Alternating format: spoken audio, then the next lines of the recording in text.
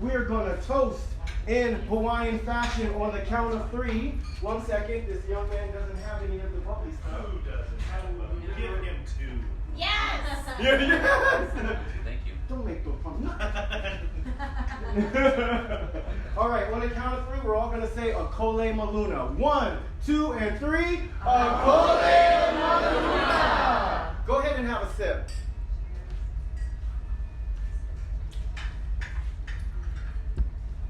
Wow, drinking on the job is great, let me tell you. What you're having is very crisp, right? Crisp, that's from the acid, okay? It's very elegant, it's smooth, bubbly, effervescent. Who thinks they're having a glorified champagne? Raise your hand. Champagne. Who thinks they're having a sparkling wine? Sparkling wine. We know the difference? How can we tell? Labels. Champagne can only come from Champagne, France, just like cognac can only come from the region of Cognac.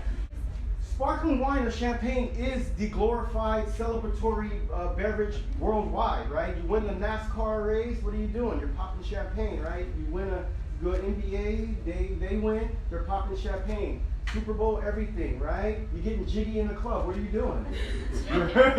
You're popping champagne. All right, that term brut, okay? That term brut that's on the bottle. They're sparkling wine or champagne to those brutes over in the UK. So they just put brut. There you go. That is not the case, all right? The case is that depending on which king was getting coronated in France, they got to pick their style of champagne at the time, okay?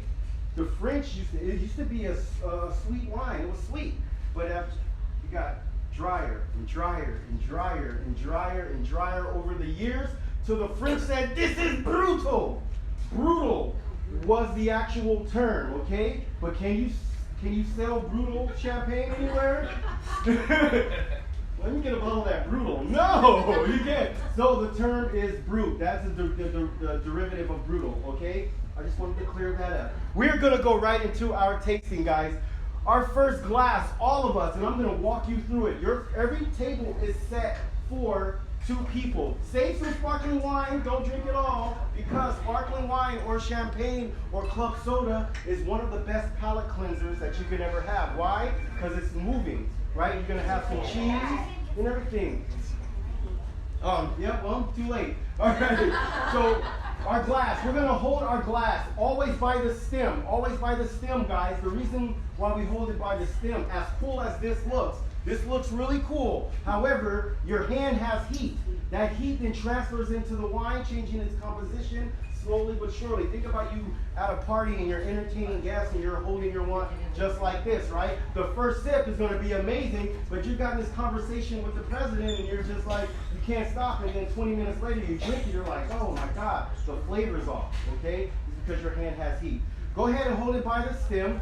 45-degree angle away from us, okay? 45-degree angle away from us. We're going to look down into the wine there. Looking down into the wine, what color is the wine? Yellow. Is the key yellow? No. Okay. Gold. How about straw? Is straw a good color? Yeah. Okay, we're going to hang out that straw. Now, from the middle to the tip of the wine, is there any variation in color? Yeah, right? It's all straw. Then at that tip, there's a silver lining. Can you guys see that silver lining? Yes. Okay, if you can't see it, start by the side of your glass and then work your way all the way to the tip, okay?